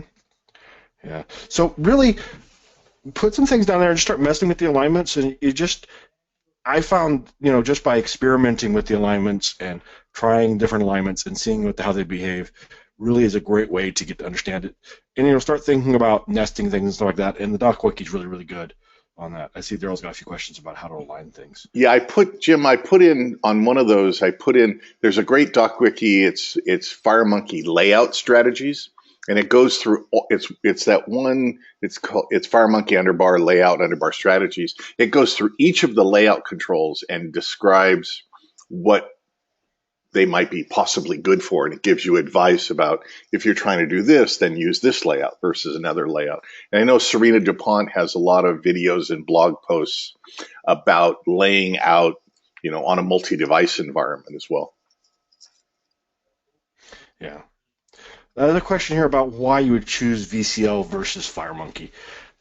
So VCL is Windows specific and is a light wrapper around Windows controls. There's a number of owner draw controls in there as well, but it's very much, but it is tied to Windows. It's only on Windows. So if you're only ever going to build applications targeting Windows, VCL is a pretty good solution. There's nothing wrong with VCL. FireMonkey uses DirectX on Windows to render. It has all those effects and transitions and animations are all unique to FireMonkey. So if you want to take advantage of some of those features like that in your application, then FireMonkey is the way to go. There's some things about FireMonkey that are a little more flexible, but then there's some things about VCL that are a little different. So one's not necessarily better than the other. It really comes down a lot to what you're trying to do. But if you're wanting to plan for the future and plan to move your application across to multiple platforms, upgrade to Pro, and have your application run on Mac OS as well as Windows, then you're going to want to use FireMonkey, because FireMonkey is the cross-platform solution.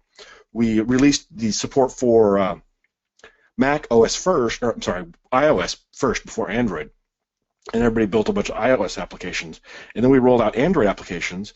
They just went add target Android, and their application was running on Android. And usually there's a couple things like, oh, I need to align this to the right or move this over so that it flows better between the different sizes of screens, since Android screens are a little bit different size than iOS screens. But it was that easy, and all of a sudden they went from having a native iOS app to now having a native iOS app and native Android app. So that's what you're looking at the potential of doing with FireMonkey. So on Friday we're going to talk about what you can do on Windows to design your app, debug your app, prototype your app, and have it ready to go. And then when you got the work done, figured out proof of concept, everything like that, chances are you can just upgrade to Pro, add target Android, add target iOS, and have a working mobile app, which would be a huge boost in your productivity to be able to get that, be ready to go that quickly. Yeah, as people start using the FireMonkey controls, they'll notice a property setting where you can set platform default. And then when you build for iOS, I think, for example, the toolbar, by default, a toolbar, am I saying that right? Or the tab control is tab the control. big one. Because the tab control, if you say platform default right on iOS, it'll put it at the bottom, right? And on Android, it'll put it at the top. So if you say platform default, in Windows, I think it can be at the top. And then you have settings like dots versus tabs versus icons and so on. So all of that is provided, is the flexibility that Jim talks about across multi-device, including Windows, with FireMonkey.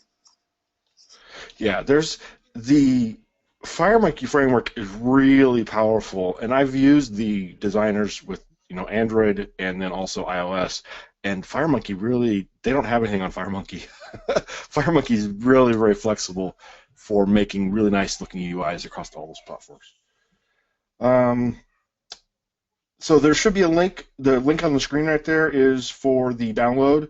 The embt.co/2016 CPP Bootcamp 2 has a link to download the effects samples and animations and transition samples, so the page turn and stuff like that. You can download those from there. Everything else ships with it. I will put some more links and documentation up there later, but for the downloads of the samples I showed that don't ship with it are available through that link. So there's a question here about using a client data set when a form opens. That's exactly the scenario. So he's saying I have a client data set when the form opens and it causes the form to pause while the client data set opens. That's why you want to use a T-task. And then you can have your T-task, you can launch your T-task, and then your form can finish drawing and finish being usable. Now, if there's no data, then there's no data on the form, but the form's still responding, and you can put a little animation spinner thing, for example, there that's saying, hey, I'm still doing something, but I'm not locked up. And then as soon as the T-task finishes, it can then use the tthread.queue to post back to the main thread to say, I've got this client data set loaded, and give you the information there. We had a Code Rage session that went into parallel programming, as well as a number of skill sprints went into a lot of detail in parallel programming. David and I showed some examples of one yesterday as well. So read the documentation, check out those videos. And on my blog, really simple. Go ahead, Jim. Sorry.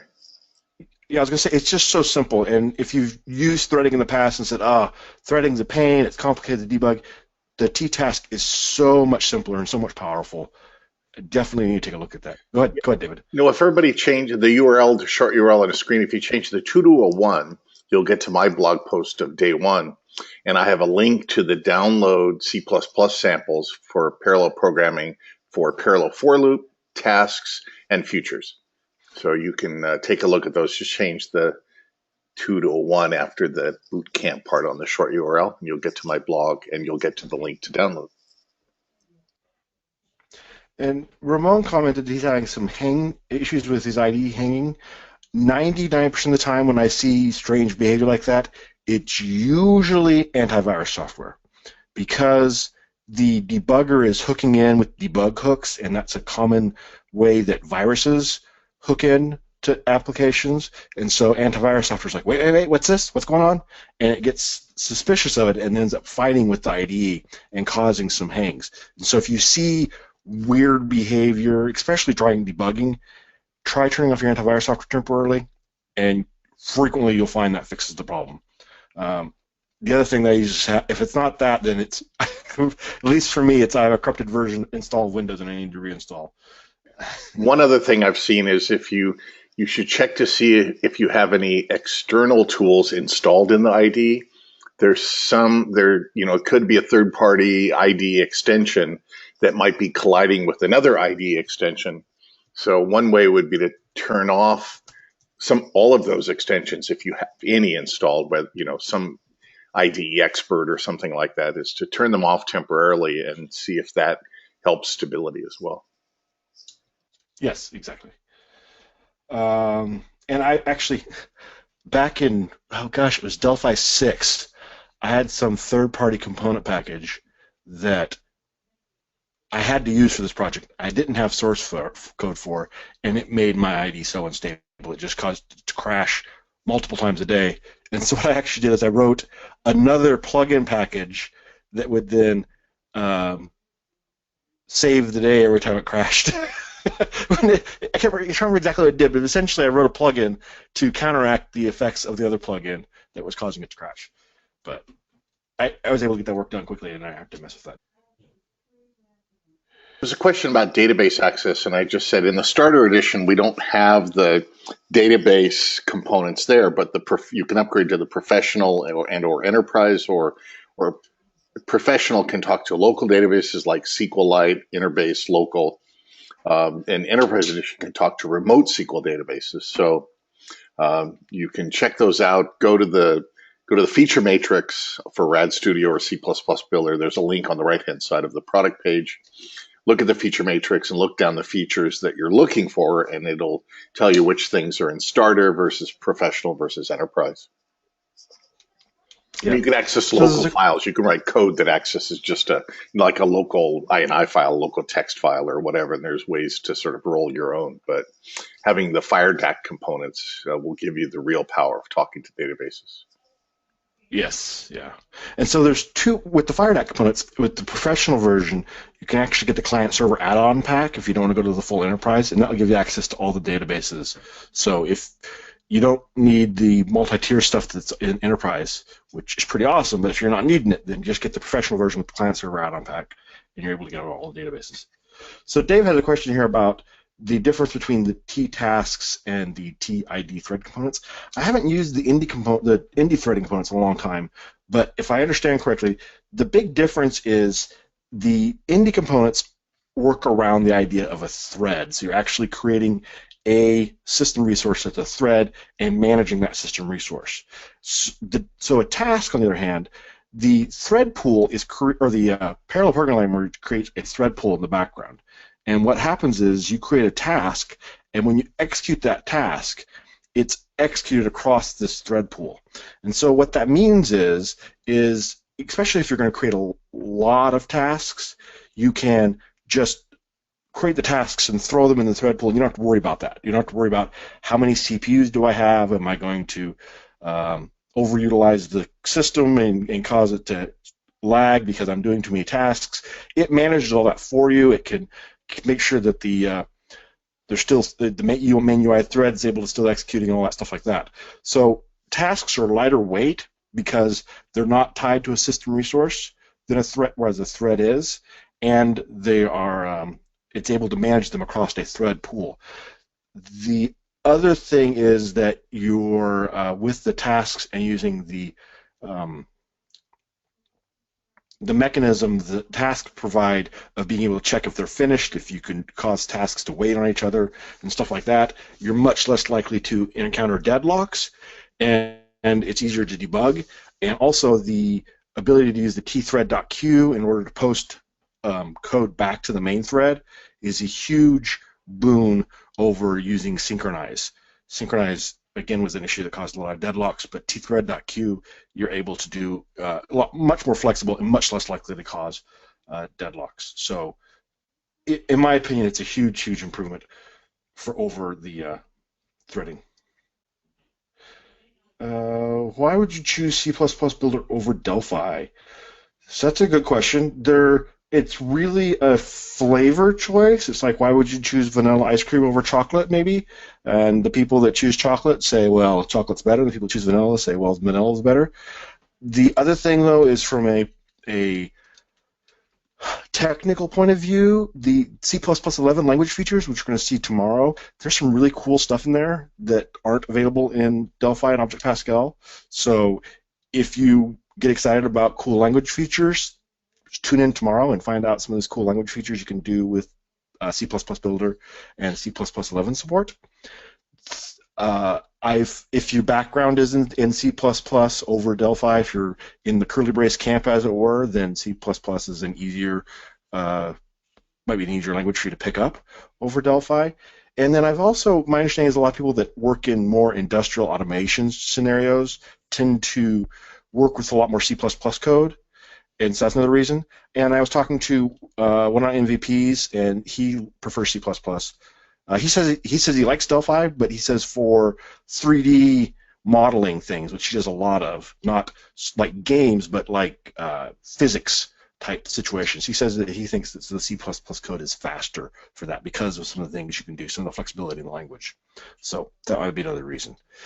Generally speaking, there's nothing wrong with one language or the other. Like I said, a lot of it really comes down to flavor, but there are some scenarios where one might be better than the other, more suited to certain scenarios. Yeah, so question about animating between tabs. That's the transitions.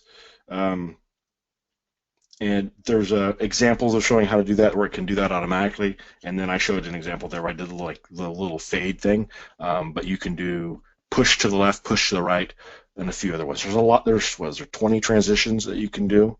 And you can use, if you take a look at that sample code, you can switch out any transition you wanted to with that code, and it would behave the same way. It would just give you that different transition. So questions about applications exchanging data. There's lots of ways to exchange data.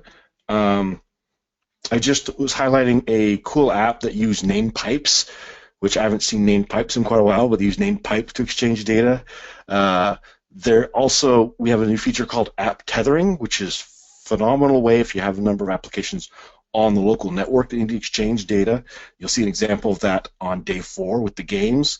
It uses app tethering. It makes it really easy to just send data and commands between applications on the local network. You could also use HTTP sockets and open up a socket and send data across that way. So lots of different options for how to exchange data. Does FireMonkey have a control for text that would have a transparent background? The T label has a transparent background, but if you're wanting a memo, I think you can wrap text inside of a label, but it's not editable. But you could probably use some styles to put what you want this background to look like on there. So there's some flexibility for what you could do with that, with the styles. And if not, you probably come up with a way to do that. What's one thing, once you upgrade from Starter to Pro, Starter's a great package, and I'm not trying to, downplay it at all, but one of the big advantages you get from Pro is Pro gives you all the source code to the FireMonkey framework.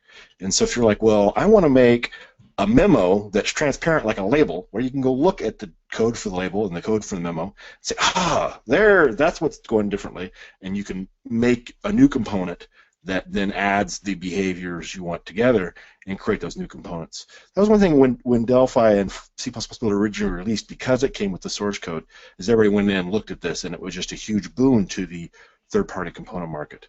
So there might be a third-party component out there that does that too. I know that's something I've wanted to do before in the past, and I can't remember if I ended up using one off the shelf or if I built one, but there probably might be a third-party option out there that does that. There's also the opacity or opacity, I never know how to pronounce that anymore, property where you can set the opacity of any control that has that property.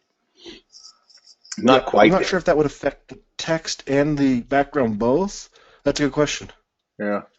But I would use styles. You could all sorts. So you showed that Tron looking style, and that had some transparency, kind of you could see through to things underneath, for example.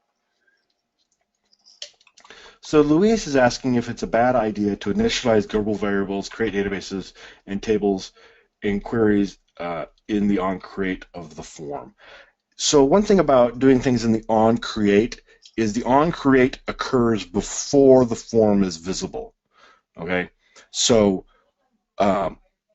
what you can do is in the onCreate you can initialize some t-tasks and launch those t-tasks and have those t-tasks do all that initialization that takes time. So this goes back to my slide I had on freezing. You don't, anything that takes time, that takes processing time, whether it is database queries, whether it's file I/O, whether it's calculations, whether it's network queries, you don't want to do that in the main UI thread. I know it's easy, you double click on a button and you write the code that goes and does things, and it's really easy to do, but then if you do that, then you're going to have situations where the UI freezes. And especially in the onCreate, it's going to keep the form from showing up, and users get nervous. So what you do is you launch a t-task. You put that code into a t-task. David and I showed some examples of yesterday. There's examples, I'll put some links up that you can get to, or you can go to David's blog and get the links to it from there. And you launch that code in the t-task, and then later when the t-task finishes, it uses the tthread.q in order to post the updates back to the UI thread and display the data to users. So that way you're never blocking the main UI thread, and you're going to have much more responsive apps. And actually, it's one of those weird things. Overall execution actually can be slower as far as time from start to finish, but because it's more responsive to your users, they're going to say, wow, this is so much faster than it used to be, just by switching things into a t-task. But the reality is what you've done is made it more responsive, not necessarily more faster. So it's really important to understand users don't always ask for what they want. they say one thing, but they often be another. But that will make a huge benefit. So yeah, don't do long-running tasks, especially in the create, because it will prevent it from running. You could hook, depending on the logic of what you're trying to load, if it's just for that form versus for your whole application, you could hook the on-show of the form. Event handler, for example. Yes. So you could do it in the on form. It will be after the form shows, but it'll still be locked up. A trick I used to do, and if it's not something that's really long, is I used to do, because I didn't like doing threading. I'll admit that. Threading was scary and complicated, and I avoided it whenever I could, is I would put down a timer, and I set the timer to a very short interval, and then on the on show or on create, I would start the timer, and then when the timer executed, it would stop the timer, and then do all that initialization code. And so that would create a little bit more responsive app. But I'll tell you what, now that I've been using t-tasks, I use t-tasks all over the place. Anything that's going to take you time at all, it's in a t-task, because they're easy to do, and it's the best way to do things. So the question here about, in order to reuse t-tasks, should we put them under an independent class? So that's the way t-threads work, where you'd create a thread class.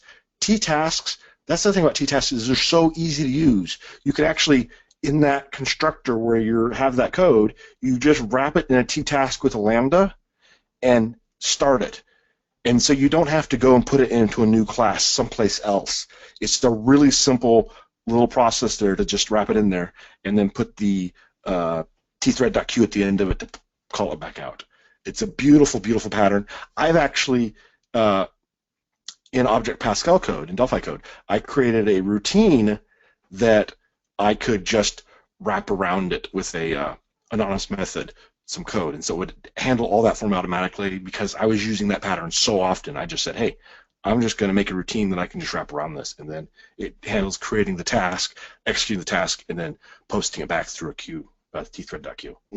Covering communication with TCP/IP. Yeah, we're not planning to cover TCP/IP in this session. There were some skill sprints.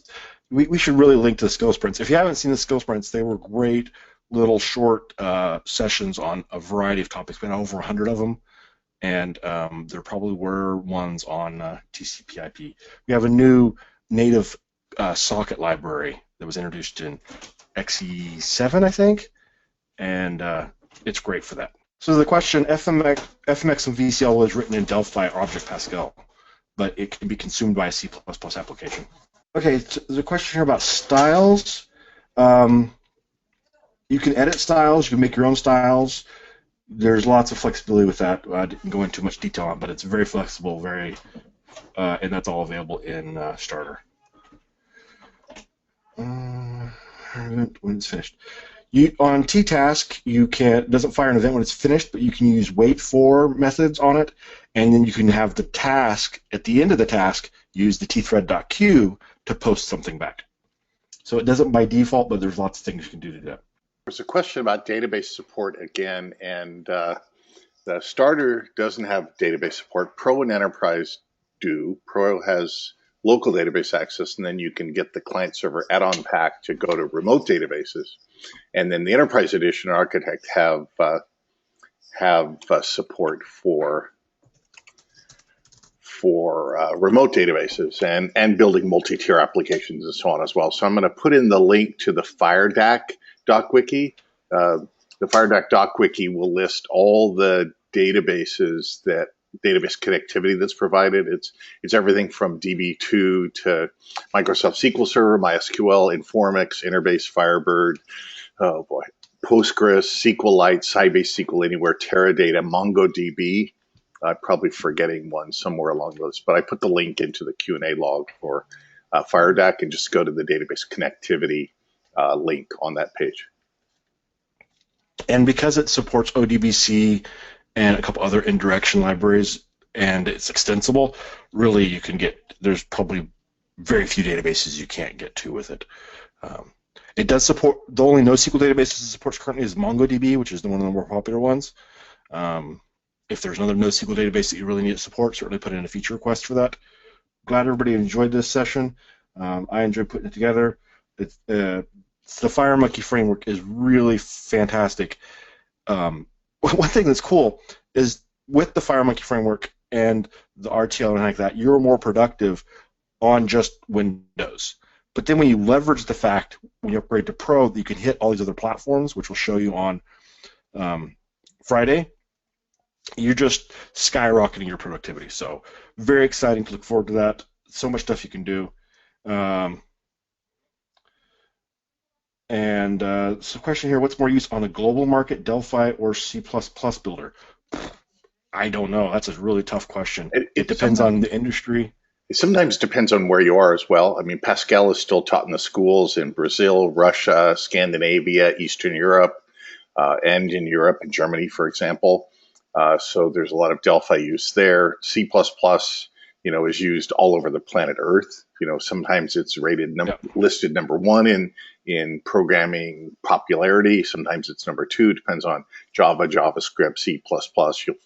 You'll find those way up there, in the rankings. So, but it also depends on where you are and maybe what you learned or what you know about programming languages. Yeah.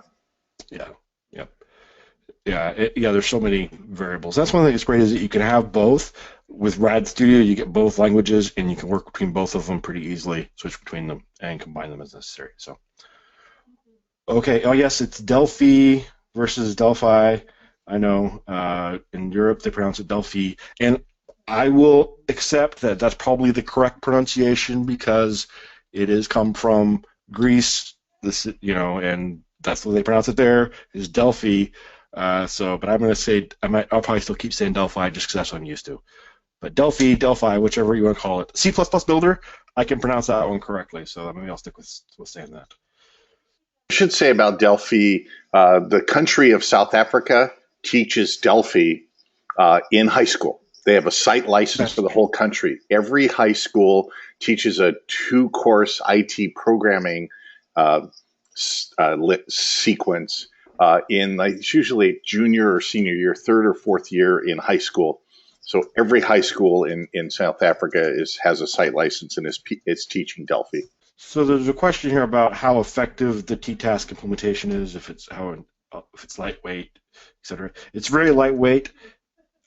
There's some things you can do to optimize the thread pool. Most likely you're never going to need to do that, but you can if you want to. You can go in there and change the thread pool's behavior. Under the covers, it's going to the thread APIs on each of the platforms. So yes, there's no magic other than get more cores. get more processor cores. Yeah, it's similar to the multi-threading libraries on other platforms. It's the architecture. It's very lightweight. There's some other number of optimizations around that. It's not async await, because async await is a higher level language type feature in the way that it does the blocking and such. But it is very lightweight. It's very performant. So check out. There's a code rage session that talks about it and goes into details of how it all works. But I think we're going to wrap it up now. So thank you so much for joining us, everybody. Hopefully we'll see you the rest of the week with us for more C++ boot camp, where tomorrow we will be talking about C++ language with a deep dive in C++ 11 and special guest interviews talking about lots of great stuff. So tomorrow's going to be your day to really sink your teeth into the C++ language. Then on Thursday, we're going to have some awesome game development examples. Now, the video might be a little choppy there because there's going to be a lot going on, but we'll have the YouTube replays posted where you can enjoy the games in their high resolution, high frame rate glory. And then Friday, we're going to talk about stepping up to mobile, how you can prototype your apps and be ready to go on mobile and get all the hard work done before you sink the money into buying professional. Anything you guys want to add before we go? Just somebody was asking about the ISO, the offline installer, and I put the link to the doc wiki for the offline installer, and in there's a link to the Code Central ISO download. You can use the ISO download, put in your starter key or whatever key you have, and then you can do that. I mean, the web one is smaller, faster. It grabs just what you want. But if you need to do it offline, then download I think it's a 6 gig, something like that, ISO file, and mount it, and then put the correct key in there, and it'll work. The ESD installer, I think, was like a 10-minute install for me. Downloading and install, I couldn't believe it. It was just, and it was done. It's fantastic. Okay, great. Thank you so much, everybody, and we will look forward to seeing you online. Code Rage is coming up in November, middle of November, so stay tuned for that. More information on that will be coming as well. If you didn't catch the roadmap on the community site, community.embarcadero.com, you can check out the roadmap that we just published with some details about releases later this year and next year.